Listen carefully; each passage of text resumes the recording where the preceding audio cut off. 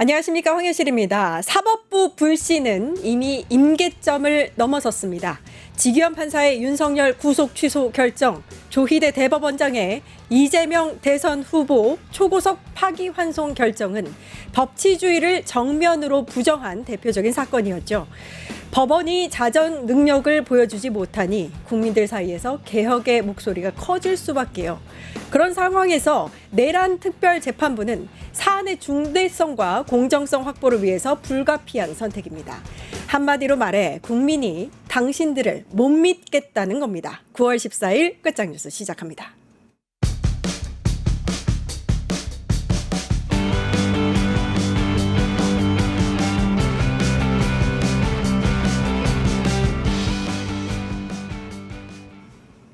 네, 류혁 전 법무감찰관의 시선으로 바라보는 정치 이슈, 류혁의 내부보고서 감찰관님 나와 계십니다. 안녕하세요. 예, 안녕하십니까. 네, 예, 안녕하십니까. 내란 특별재판부 이야기부터 시작하겠습니다. 네, 네.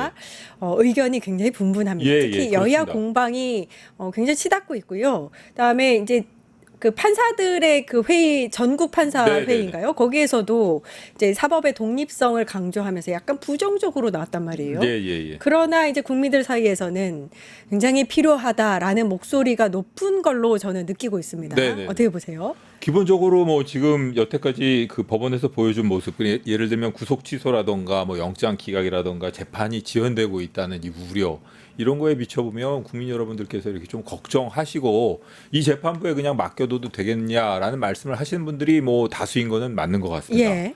그런 상황에서 뭐 지금 확실하게 뭐 안이 정해진 것은 아니지만 과연 이 내란 사태라는 걸 완벽하게 그리고 좀 제대로 종식시키기 위해서 어떤 절차를 거쳐서 단죄하는 것이 필요한가, 이런 필요성 때문에 내란 특별재판부의 설치 필요성이 제기되는 거겠죠. 예. 지금 이제 민주당이 추진하는 내란 특별법의 내란 네네. 재판부는 1, 2심 재판을 각각 서울중앙지법, 서울고법에서 네. 특별재판부를 설치해서 진행하는 거고, 예, 예.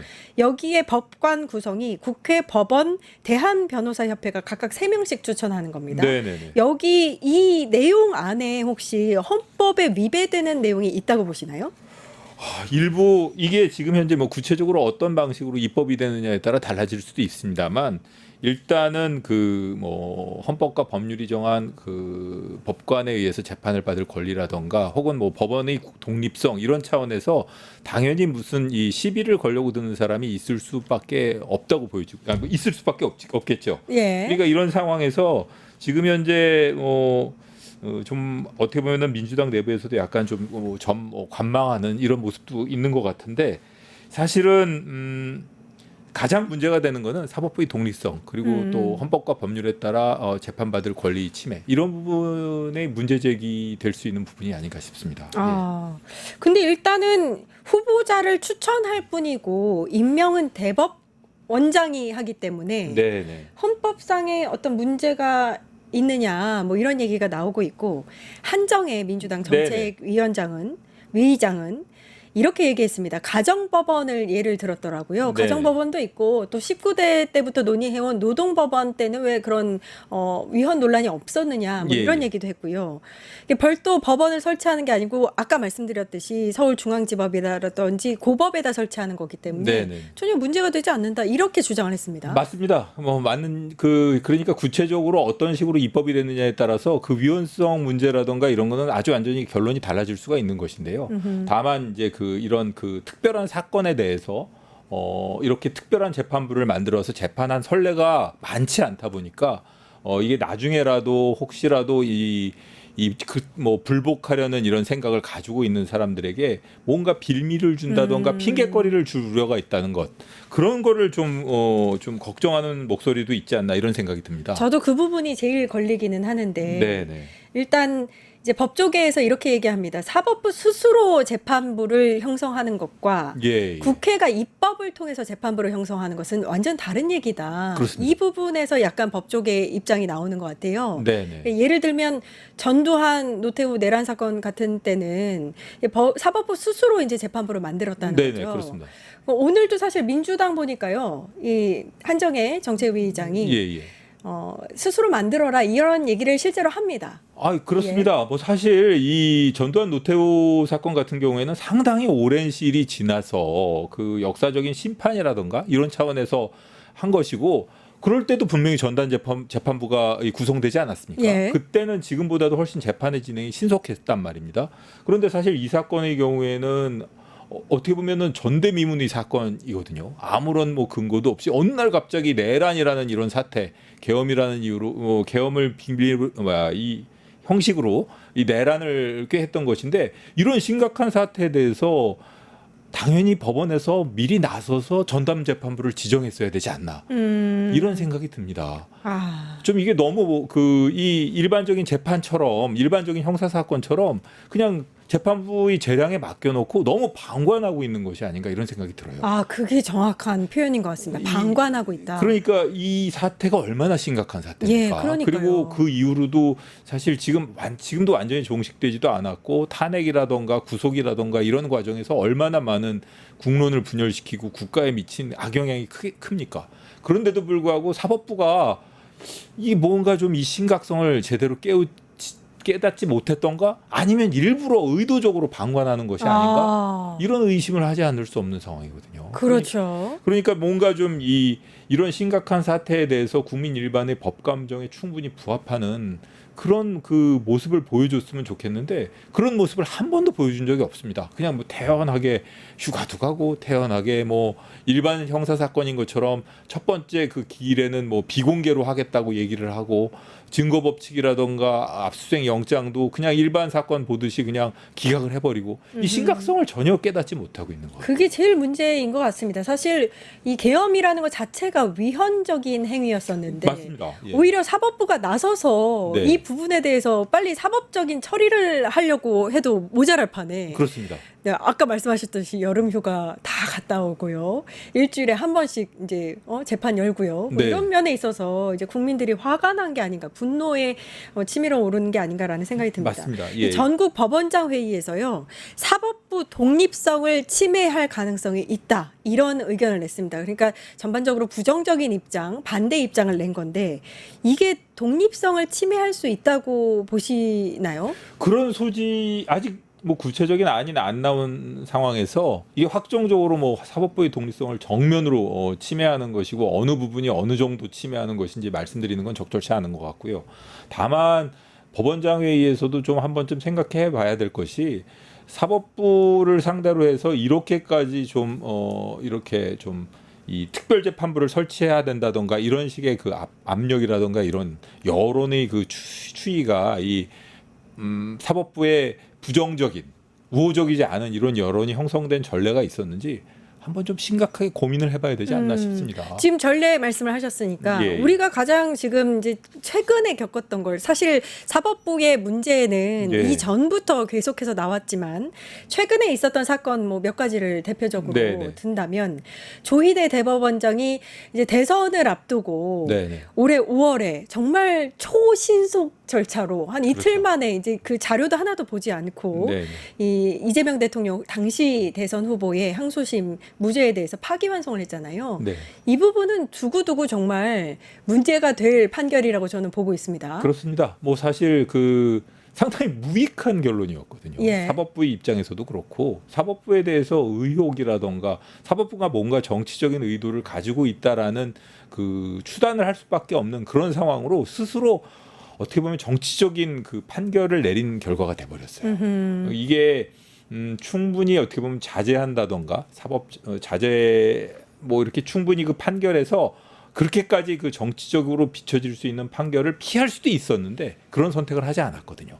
그렇기 때문에 국민들이 이 사법부에 대해서 여러 가지 불신하게 된 것이고 사실은 가장 컸던 거는 구속 취소. 이게 그렇죠. 가장 컸던 것 지기현, 같습니다. 그렇죠. 지기현 판사. 예. 그리고 또 이제 공판 기일을 한 달에 막 뭐 3번 정도 이렇게 하고 있고 정말 이 사람은 시간이 많나 봅니다. 그러면서 연말까지는 뭔가 다 듣겠다 이렇게 하고 네. 내년으로 이제 판결을 미뤘단 말이에요. 연말까지라고도 얘기한 것도 보면은 이게 예. 좀 소송지휘를 신속히 해가지고 빨리 끝내겠다는 의지를 보였다기보다는 가만히 보면 특검과 변호인 측이 협조해 주면 그때까지도 끝낼 수 있을 것이다. 전제가 있군요. 뭐 이런 식으로 어떻게 보면은 좀 본인들의 의지를 명확하게 뭐 이렇게 표시했다기보다는 어떤 면에서는 약간 좀 뭐 최선을 다해 보겠다.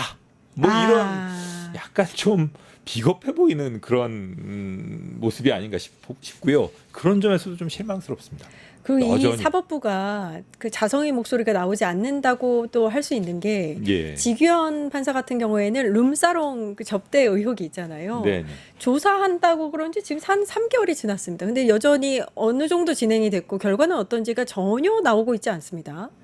그 제가 만약에 저도 감찰관을 해봤지 않습니까? 네. 근데 이런 상황이라면 이 결론이 어떻게 나왔든 간에 그게 징계가 뭐 경징계에 불과한 사안이든 뭐 중징계에 해당하든 뭐 또 뭐가 나왔든 간에 그 여론이라던가 이런 거 뭐 고려하지 않고 그 자리에서 바로 정무적 판단하지 않고 바로 결론을 내야 됩니다. 아, 그러니까요. 그리고 조치를 취해야 됩니다. 예를 들면 이게 뭐 경징계 사안이지만 재판부의 신뢰를 깼기 때문에 이건 뭐 본인 스스로라도 재판장이 그 자리에서 뭐 회피한다던가 이런 조치를 취하는 게 맞겠습니다. 뭐 이런 뭔가 모습을 보여주고 몰매를 맞더라도 그런 당당한 모습이라던가 혹은 그 상황에서 해야 될 일을 해야 되는데 이건 방치를 하고 있는 상황이거든요.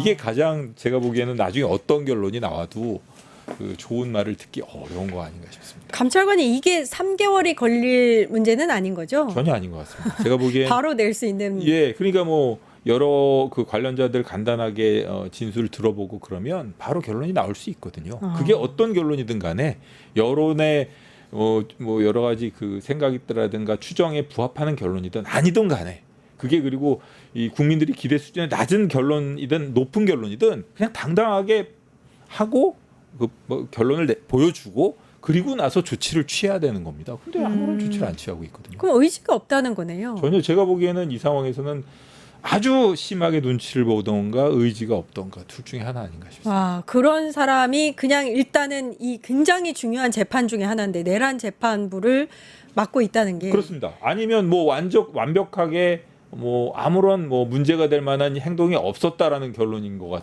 같니 아닌가 싶기도 한데 제가 보기에는 아니거든요. 최소한 그 뭐 공무원으로서의 품위 손상 이런 문제는 제기할 수 있는 사안인 것 같거든요. 예. 그런데도 이렇게 결론을 안 내리고 있다는 것은 좀 제가 보기엔 상당히 적절치 않아 보입니다. 그리고 또 하나가 있어요. 이 한덕수 전 총리 같은 경우에 영장이 아예 기각이 되는 사태가 벌어졌고 네네네. 이게 이제 내란 특별재판부 얘기가 다시 불씨가 이제 올라온 예. 그 트리거가 됐습니다. 네네. 예. 뭐 한덕수 총리 사건 당연히 뭐 그렇게 국민들을 어떻게 보면 일반적인 법감정하고 지금 현재 이 법원이 이 사건을 바라보는 시각하고 엄청난 괴리가 있구나라고 사람들이 의심하게 된 아주 결정적인 계기 중에 또 하나겠죠.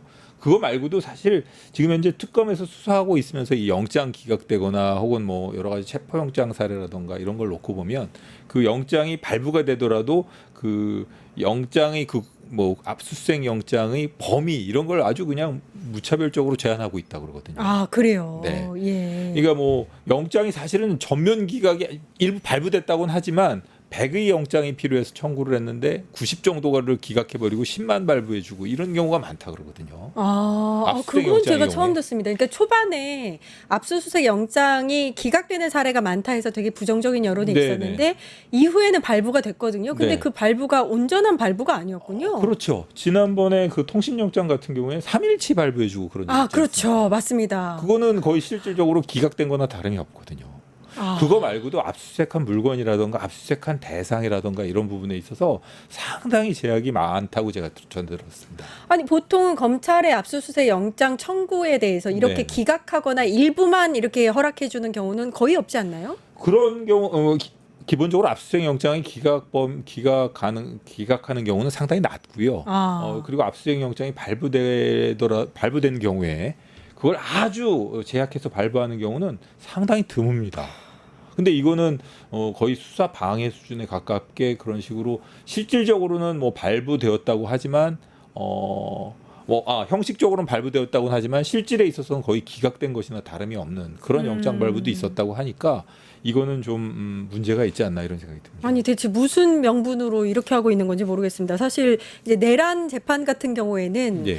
대한민국의 명운이 걸린 일이라고 저는 생각하거든요. 역사적으로 사실 이걸 제대로 관련해서 진상 규명이 되고 처벌이 돼야 다음에 반복이 되지 않지 않겠습니까? 그렇습니다. 그렇기 때문에 엄정하게 해야 되고 한 틈의 그 빌미라던가 핑계거리를 주어서는 안 되거든요. 이게 좀 얼마가 걸리더라도 간에 차갑고 냉정하게 끝까지 어떻게 보면 이 사건 때문에 우리가 겪었던 이 분노, 이 감정이라던가 이런 걸 결코 좀 희석되는 일이 없도록 마음속에 좀 간직을 해주셨으면 좋겠습니다. 예. 앞으로 예상을 어떻게 하세요? 오늘 이제 민주당은 사법부 스스로 내란 전담 재판부를 설치하라 이렇게 이야기를 했고 안 하면 이제 입법하겠다 이렇게 얘기를 했는데 사법부가 어떻게 움직일까요? 어떻게 보세요? 어느 정도 여론의 그 눈치라던가 여론의 그 반응하는 모습을 보여야 될 것으로 보입니다. 사실 지기현 판사 같은 경우에 이렇게 이번에 12월까지 어떻게든 재판을 끝내보겠다라는 의지를 물론 단서라든가 가정을 달긴 했습니다만 그런 의지를 표현해 본 적도 없는 사람이지 않습니까? 예. 그런 거에 비춰보면 그리고 또 하나 또 말씀드리자면은 왜 중계도 그것도 문제가 많습니다. 예. 사실은 이게 그 공개 재판의 원칙이라는 데 있어서 가장 중요한 건 피해자라던가 혹은 참고인 주요 관련자들이 이 재판의 일종의 당사자로서 이렇게 직접 재판을 보고 재판이 어떻게 진행되는지에 관여할 수 있는 이런 여지를 두자라는 취지에서 이제 보면은 공개 재판 원칙 이런 걸 두고 있는 것인데 사실 이 사건의 경우에는 모든 국민이 피해자거든요. 모든 국민이 피해자인데 일부 직원 재판장 같은 경우에는 일부 재판 같은 경우에는 아예 비공개로 진행하지 않았습니까? 예. 그 필요로 하는 그 아주 국가 안보상 불가피한 알려져서는 안 되는 그런 상황에 있어서 신문을 제한한다던가 혹은 그 부분만 이렇게 비공개로 한 것이 아니라 아예 비공개로 그런 걸 보면 좀 많이 잘못된 판단을 해왔죠. 본인은 법리에 충실하고 있다라고 생각하는지 모르겠지만 국민의 법 감정을 완전히 무시하는 법원 측에 충실한다라는 주장만을 내세우고 있는 거죠. 이거 어떻게 보면은 그냥 그 법이 왜 있는지 그리고 그걸 통해서 어떤 결과를 가져와야 되는지에 대해서는 진지하게 성찰하지 않고 그냥 법을 기계적으로만 적용하는 그냥 법기술자 저는 그 말을 별로 안 좋아하는데 그런 법기술자임을 스스로 보여주는 건지 뭔지 저는 잘 모르겠습니다. 오늘 법감정이라는 단어를 정말 많이 쓰셨는데 법이 왜 있는지에 대해서 사법부가 모르고 있다. 이 지적을 뼈아프게 좀 느꼈으면 좋겠습니다. 또 하나 윤석열이 계속해서 불출석하고 있어요. 벌써 재판이 무슨 당연하다는 듯이 직위원은 재판을 계속 그냥 끌고 있거든요.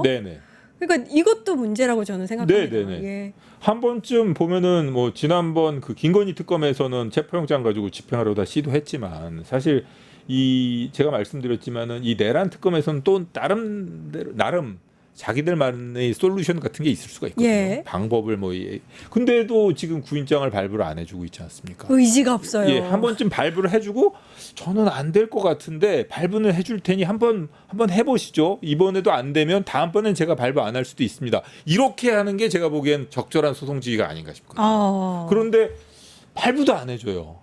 문제가 있습니다. 아무리 봐도 문제가 있습니다. 그건 아닌 것 같아요. 그래서 내란 전담 재판부 얘기가 나오는 거고. 그렇습니다. 이 판사들 사이에서도 의견이 갈릴 거예요. 그리고 제가 보기에는 저처럼 보나마나 지금 이게 집행이 안 될 것 같은데 꼭 필요한지 모르겠습니다만 이 내란 특검 쪽에서 요청하시고 실질적으로 불출석했으니 일단 구인장은 발부하겠습니다. 하고 발부해 줄 수 있는 것 같거든요. 근데 아예 그런 모습조차 안 보여주고 바로 걸석 재판으로 넘어갔지 않습니까? 진짜 답답합니다. 지평님께서 댓글에 이러다 직위원 판결 나오는 날 윤석열 석방되는 날이 될 수도 있다. 그러니까 이걸 걱정하는 거예요. 저희가 내란을 일으킨 진짜 내란 수괴가 무죄 판결이 나오는 거 아니야 이러다? 이 생각까지 갔습니다. 지금 국민이. 그때는 이제 그 사법부 전체가 문을 닫아야 되지 않을까. 그때는 검찰에 못질한 사람들이 많은데 사법부의 대못을 박는 행위가 될 겁니다. 그러든 안 그러든 사법부는 개혁을 해야 될 겁니다만. 유튜브 구독하고 실시간 채팅과 댓글을 남기시면 매일매일 실천 TTCO를 드립니다. 참여 방법은 통통물 어플을 다운로드하고 회원가입과 로그인을 해주세요. 마이페이지에서 나의 회원 고유 번호를 복사해주세요. 유튜브 구독 후 실시간 채팅이나 댓글창에 고유 번호를 한 번만 입력하면 준비 끝! 지금 유튜브 채팅과 댓글 쓰기 참여하고 실천 TTCO 받아가세요.